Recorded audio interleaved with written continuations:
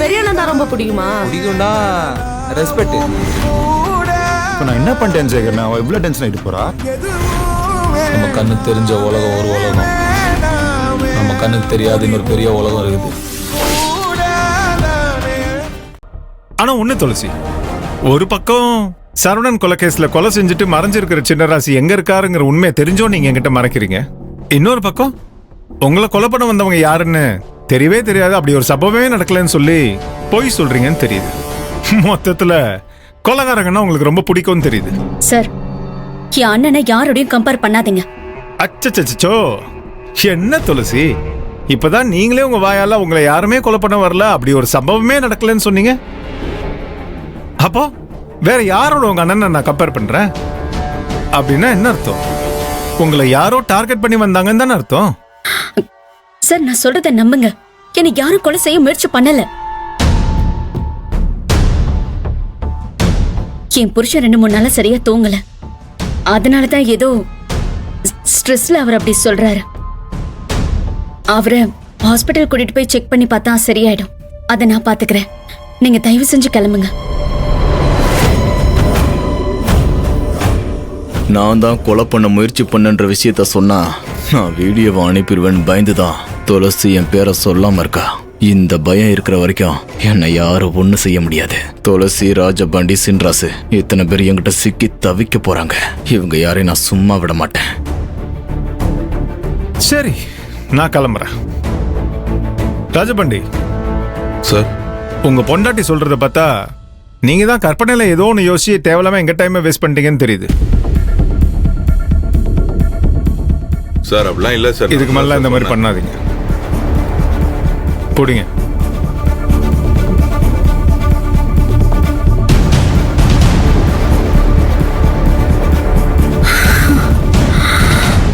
என்ன பிள்ளை, ஏதோ செங்கல் சூளை கொலைன்னு என்னென்னமோ சொல்றான். ஆனா நீ எதுவுமே நடக்கலன்னு சொல்ற. இந்த வீட்டுல என்னதான் பிள்ளை நடக்குது? எனக்கு ஒண்ணுமே புரியலையே.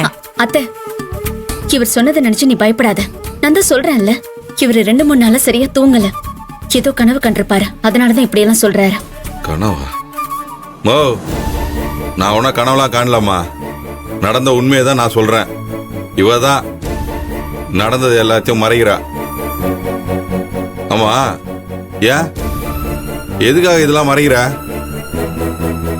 நடந்ததெல்லாம் உண்மைதான் எனக்கு நல்லாவே தெரியும். நடந்ததெல்லாம் நினைச்சு நான் பதறி போய் நிக்கிறேன். நீனவோ எனக்கு உடம்பு சரியில்லை அப்படி இப்படின்னு சொல்லிட்டு இருக்க அவர்கிட்ட. மாமா, நான் அப்படி சொல்லல. நான் சொல்றத புரிஞ்சுக்கோங்க. நீங்க கொஞ்சம் அமைதியா உள்ள வாங்க, நான் உங்களுக்கு புரிய வைக்கிறேன். அத்தை, நான் இவரை ரூமுக்கு கூட்டிட்டு போய் ரெஸ்ட் எடுக்க வைக்கிறேன். இவரை நல்லா தூங்கி எந்திரிச்சா எல்லாமே சரியாயிடும். நீ இதெல்லாம் பெருசா எடுத்துக்காத. வாங்க. என்னடா இது?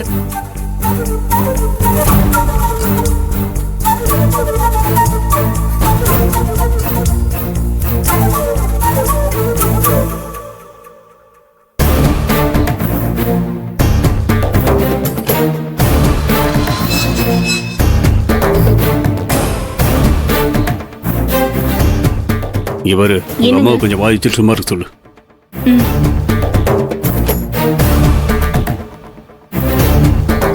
என்னவா? ஏதாவது ஆர்டர் பண்ணிருக்காங்களோ? என்னது? என்ன வாசல்ல எட்டி பார்த்துட்டு இருக்கீங்க? அதான் மாப்ள, திவ்யா புது கார் வாங்க போயிருக்கால, அதான் கார் சத்தம் கேட்டாலே அதான் ஓடி போய் வாசல பாத்துட்டு இருக்கேன். எப்படியும் புது கார்ல திவ்யாவும் தர்ஷினியும் வந்து இறங்குவாங்கல்ல. அவ புக் பண்றதா சொல்லிட்டு போனா, ஆனா புக் பண்ண உடனே கார் கொடுக்க மாட்டாங்க அத்தை. எப்படியும் 10-15 நாள் ஆகும். அம்மா, நீதான் திவ்யா கார் வாங்கி அவகிட்ட இருக்க பணத்தெல்லாம் செலவு பண்ணிடுவா. அதனால திவ்யாவை கார் வாங்க விடக்கூடாதுன்னு சொன்னேன். இப்ப என்னடானா கார் சத்தம் கேட்டாலே ஓடி போய் திவ்யா கார் வாங்கிட்டு வந்துட்டாளான்னு ஆசாசியா பாத்துட்டு இருக்க. உனக்கு என்னதாமா ஆச்சு? என்னடி பண்றது? உன் வீட்டு வாசல்ல ஒரு கார் வந்து நின்னா உனக்கும் கெத்தா இருக்குமேன்னு அந்த நப்பாச ஒரு பக்கம் இருந்துகிட்டே தான் இருக்கு. இருக்கும். வா வா திவ்யா, வந்து உட்காரு. ஆமா, புதுசா கார் வாங்க போனியே, வாங்கிட்டு வந்துட்டியா? வாசல்ல தான் நிக்குதா? ஐயோ அத்தை, என்னத்தை இப்பதானே சொன்னேன் புக் பண்ணாலும் லேட் ஆகும்னு. உங்க ஆர்வத்துக்கு அளவே இல்லையா? என்னம்மா புக் பண்றேன்னு போனேன், என்னாச்சு? இல்லண்ணே, கார் புக் பண்ணல. ஏன்? நான் காமிச்ச எந்த காரும் மேடம்க்கு பிடிக்கல. அவங்களுக்கு லக்ஸுரி கார் தான் வேணுமா. அப்படின்னா 50 லட்சம் ரூபா 1 கோடின்னு விலை இருக்கும்னு சொல்லுவாங்களே.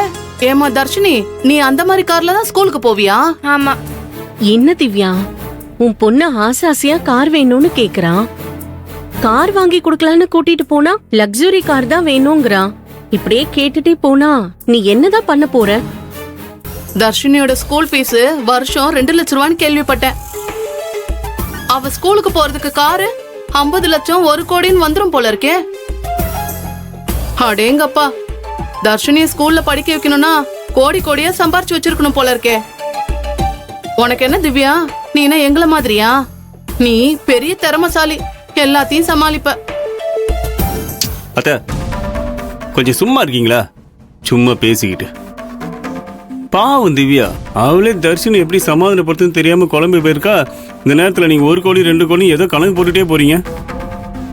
தர்ஷினி வசதியா வாழ்ந்த குழந்தை, அவங்க அப்பா வீட்டில் ராயலா வாழ்ந்தவ. அவளால இதை மாத்திக்க முடியல. அதை புரிஞ்சுக்காம நீங்க பாட்டு பேசிட்டே போறீங்க. ஏங்க, அம்மா விவரம் இல்லாம ஏதோ பேசிட்டு இருக்காங்க, கண்டுக்காதீங்க, விடுங்க. நீ இப்ப என்னமா முடிவு எடுத்திருக்க? இல்ல அண்ணி, இவ கேக்குற மாதிரி லக்ஸுரி கார்ஸ் எல்லாம் என்னால இப்ப வாங்க முடியாது. நான் பிசினஸ்க்காக லோன் அப்ளை பண்ணிருக்கேன். அது சாங்ஷன் ஆயிடுச்சுன்னா என்னால முடிஞ்ச அளவுக்கு ஏதாவது அவளுக்கு பிடிக்கிற காரா வாங்க ட்ரை பண்றேன். அது வரைக்கும் அவ ஆட்டோலயே ஸ்கூலுக்கு போகட்டும். தர்ஷினி, அம்மா சொன்னதை கேட்டல. கொஞ்ச நாள் அட்ஜஸ்ட் பண்ணி ஆட்டோல ஸ்கூலுக்கு போமா. அதுக்கப்புறம் அம்மா கார் வாங்கினது நீ நினைச்ச மாதிரி கார்லயே போலாம், சரியா? ஆனா தர்ஷினி ரொம்ப நல்ல பொண்ணுங்க. அம்மாவோட கஷ்டம் என்னன்னு அவளுக்கு நல்லா புரிஞ்சிருக்கும். நீங்க வேணா பாருங்க, இனிமே தர்ஷினி கார் வேணும்னு கேட்டு அடம் பிடிக்கவே மாட்டா. ஆமா ஆமா, தர்ஷினி ரொம்ப நல்ல பொண்ணு. அவ இனிமே எதுக்குமே அடம் பிடிக்க மாட்டா. இல்லடா கண்ணு?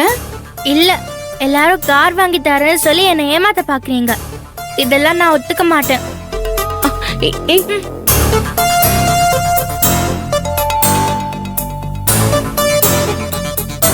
அம்மாடி, இந்த பொண்ணு இப்படி பிடிவாதம் பிடிக்கிறாளே. பாவம், திவ்யா தான் தர்ஷினியை எப்படி சமாளிக்க போறான்னு தெரியலையே. அவ பிடிவாதம் பிடிச்சா பிடிச்சிட்டு போட்டோம்.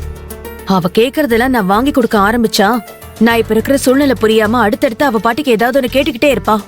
அவ கேக்குறதெல்லாம் வாங்கி கொடுக்கற இடத்துல நான் இப்ப இல்ல. நான் பேங்க் லோன் அப்ளை பண்ணிருக்கேன்ல, அது சாங்ஷன் ஆனா போதும், நம்மளோட எல்லா பிரச்சனையுமே தீந்துரும்.